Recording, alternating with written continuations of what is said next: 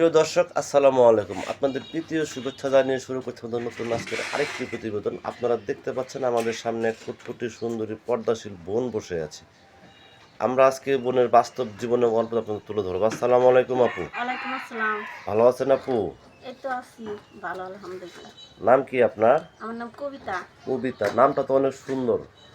কবিতার নামটা নিয়ে একটা গান আছে, গানটা কি আপনি জানেন?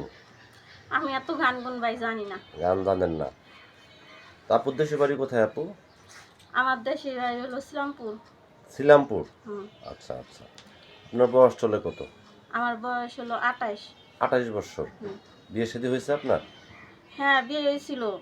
আমার বাপ মা বিয়ে দিতে পারে নাই, বাপ মা ছোট থাকতে মারা গেছে। পরে আমি খালার কাছে থাকছি। খালার কাছে থাকি, আমার খালা তো গরিব, মনে করেন এক রিস্কালার কাছে বিয়ে দিছিল। আচ্ছা।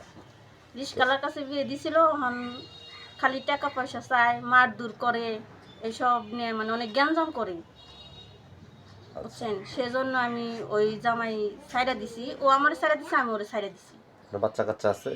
হয়, একটা মেয়ে আছে। একটা মেয়ে আছে। এখন কি ওই মেয়ের খোঁজ খবর নেয় বাবা?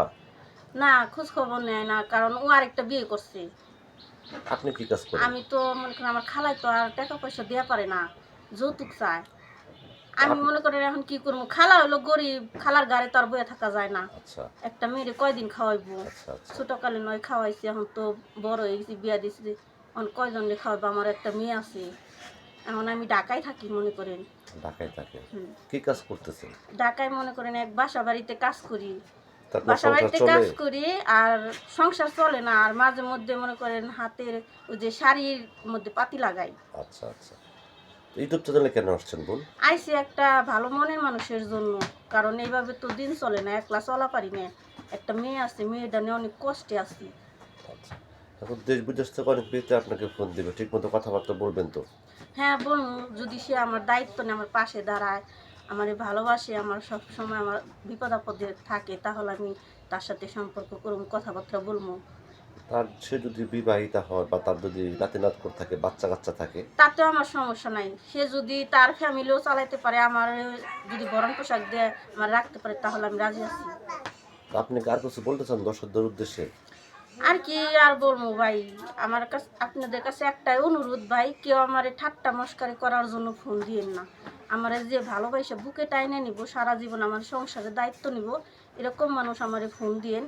তাইলে আল্লাহর রহমতে আমি তার পাশে সব সময় থাকবো, যতদিন বাইসে আছি। আপনার কি ইমো নাম্বার আছে? আমার ইমো নাম্বার আছে। ইমো নাম্বারটা আমি তাকেই দিব, যে আমার বিপদ আপদে পাশে দাঁড়ায়, আমার সংসারের দায়িত্ব নিব, ভালোবাসে আমার বিয়ে করবো, আমি তারই দিব, তার সাথে ভিডিও কলে কথা বলবো। আচ্ছা, তো প্রিয় দর্শক, এই কবিতা আপুর কথাগুলো আপনারা শুনলেন। কবিতা আপু গৃহস্থ ঘরের মেয়ে, বিবাহিতা একজন নারী। যদি কোনো ব্যক্তি কবিতা আপুকে ভালোবেসে কাছে পেতে চান বা যোগাযোগ করতে চান, আপনার নাম্বারটি হচ্ছে 01850954820। নাম্বারটা আমি আবারও বলছি, 01850954820। এই নাম্বারে যোগাযোগ করতে পারবেন। প্রেম, ভালোবাসা, সাহায্য, সহযোগিতা, যে যেটা করবেন সেটা আপনাদের একান্ত ব্যক্তিগত ব্যাপার। বেশি বেশি করে নামাজ পড়েন এবং বেশি বেশি করে দেশটাকে ভালোবাসেন। ভালো থাকেন। আসসালামু আলাইকুম।